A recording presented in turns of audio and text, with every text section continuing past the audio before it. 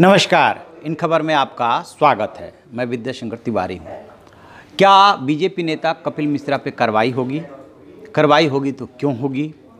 गौतम गंभीर जो कि सांसद है, उन्होंने कहा है कि चाहे बीजेपी का नेता हो, चाहे किसी पार्टी का नेता हो, यदि वो भड़काऊ भाषण देता है तो उस पर एक्शन होना चाहिए।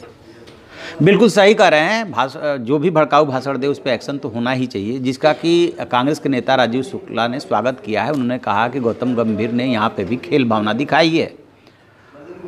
दरअसल कपिल मिश्रा ने ही इस बात की शुरुआत की थी कि जब जाफराबाद मेट्रो स्टेशन के नीचे जो सीए विरोधी हैं, उन्होंने शाहीन बाग की तर्ज पे रोड को रोक करके और धरना देना शुरू किया था, तब वो वहाँ पहुँचे थे और मौजपुर में लोगों को संबोधित करते हुए कहा था कि चूँकि विदेशी मेहमान डोनाल्ड ट्रंप आ रहे हैं, इसलिए हम 2 दिन चुप हैं, लेकिन उसके बाद हम चुप नहीं रहेंगे, दिल्ली पुलिस की भी नहीं सुनेंगे। अब सवाल ये उठता है कि आखिरकार क्या कपिल मिश्रा के इस भड़काऊ भाषण से उपद्रव की शुरुआत हुई या पहले से साजिश थी और कपिल मिश्रा बहाना बन गए? बीजेपी में इसी बात को लेकर के द्वंद्व है। एक ग्रुप चाहता है कि कपिल मिश्रा पे एक्शन हो। गृह मंत्री अमित शाह भी बोल चुके हैं कि जो भी इसमें दोषी होगा उसके खिलाफ एक्शन होना चाहिए। और दूसरे ग्रुप का मानना है कि कपिल मिश्रा तो सिर्फ बहाना बने हैं। उन्होंने यदि सड़क खोलने को लेकर के चेतावनी दी है तो ये इतनी बड़ी बात नहीं है जितनी की बड़ी बात बनाई जा रही है। अब इसी पे डिस्कशन चल रहा है। कपिल मिश्रा से कहा गया है कि आप ज़्यादा कुछ इस मसले को लेकर के ना बोलें, ना धरना प्रदर्शन करें। तो एक बात ये आ रही है कि क्या इतने डांट फटकार करके बात को ख़त्म कर दी जाएगी या उनके खिलाफ एक्शन होगा? ये सब कुछ डिपेंड करेगा परिस्थितियों पे। यदि परिस्थितियां और गंभीर होती हैं तो तय मानिए कपिल मिश्रा के खिलाफ कार्रवाई करके आग में पानी डालने की कोशिश बीजेपी की तरफ से की जा सकती है। और यदि स्थिति कंट्रोल में रही तो फिर उनको छोड़ दिया जाएगा डांट फटकार के कि आगे से आप इस बात का ध्यान रखें। ये तो रही बात कपिल मिश्रा की, लेकिन अब यहाँ तक यानी कि उन्होंने जो गलती की थी और जो पार्टी के अंदर गतिविधियाँ चल रही है उसकी, बट जो खबरें आ रही हैं वो ये कि कपिल मिश्रा को जान से मारने की धमकी देश के अंदर और देश से बाहर से लगातार फ़ोन पे मिल रही है। और कपिल मिश्रा ने बाकायदा इसका खुलासा किया है कि ऐसी ऐसी धमकियां मिल रही हैं, बट वो इन धमकियों से डरने वाले नहीं हैं। यदि उन्होंने रास्ता खोलने के लिए चेतावनी दी या अपनी बात कही तो उसको लेकर के उन्हें क्यों डरना चाहिए? उन्होंने ऐसी कौन सी बात कही है जिसकी वजह से इतना हंगामा हो रहा है? तो अब ये सवाल उठ रहा है कि क्या कपिल मिश्रा जैसे कि चुनाव के दौरान बोले थे कि 8 तारीख को यानी कि 8 फरवरी को दिल्ली की सड़कों पे हिंदुस्तान पाकिस्तान का मैच होगा, वो अपने मन से बोले थे या पार्टी की रणनीति रही थी? और यदि पार्टी की रणनीति रही तो फिर यहाँ पे भी पार्टी की रणनीति के तहत ही काम किया।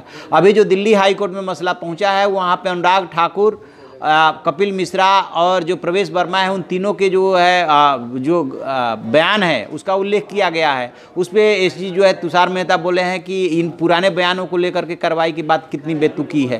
वो तो चुनाव का दौर था, चुनाव का समय था।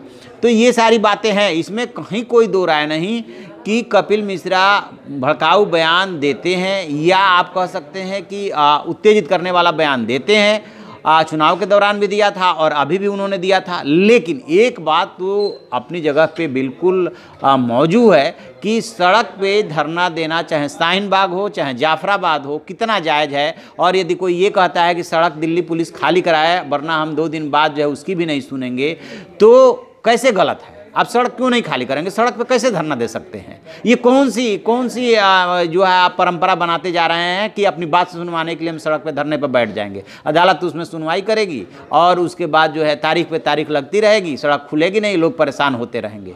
तो उससे हुआ क्या है कि इन सब भड़काऊ भाषण और ये उपद्रव के बाद से जो असल मुद्दा है, जो असल समस्या है, वो दब सी गई है। तो देखना यह है कि कपिल मिश्रा के खिलाफ कार्रवाई होती है या वो बच जाते हैं। कहीं ना कहीं वो आम आदमी पार्टी के भी टारगेट पे हैं। आम आदमी पार्टी भी टारगेट कर रही है कि बीजेपी के नेता जो है भड़काऊ भाषण दे रहे हैं। दरअसल वो पहले आम आदमी पार्टी से ही विधायक चुने गए थे, फिर मंत्री बने थे, लेकिन अरविंद केजरीवाल से मतभेदों के चलते उन्होंने जो है मंत्री पद से इस्तीफा दे दिया था और बाद में जो है चुनाव के से थोड़े दिन पहले उन्होंने आपको भी अलविदा कह दिया था और बीजेपी में शामिल हो गए थे। इस बार वो मॉडल टाउन से चुनाव लड़े लेकिन चुनाव नहीं जीत पाए। स्वाभाविक सी बात है कि उनकी अपने अंदर की कुछ भड़ास होगी जिसको कि उन्होंने अभिव्यक्त करने की कोशिश की है। गलती की है FIR हुई है उस पर एक्शन होना चाहिए ताकि आगे के लिए सबक मिले, लेकिन उन लोगों के खिलाफ भी एक्शन होना चाहिए जो जब जहां मर्जी वहीं सड़क पर निकल करके आ जाते हैं कि यहाँ ये पे हम सड़क पे जाम लगा करके धरना देंगे। ये नहीं चलेगा। ये देश की राजधानी है, देश की राजधानी नहीं, देश के किसी कोने में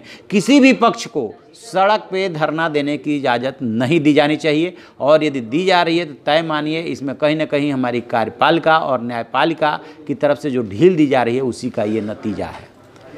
तो इस खबर पे हम नज़र बनाए हुए, जो भी अपडेट होगा हम आपको बताएंगे। आप देखते रहिए हमारा डिजिटल चैनल इन खबर। Thank you. इन खबर चैनल को सब्सक्राइब करें और बेल आइकन दबाना ना भूलें।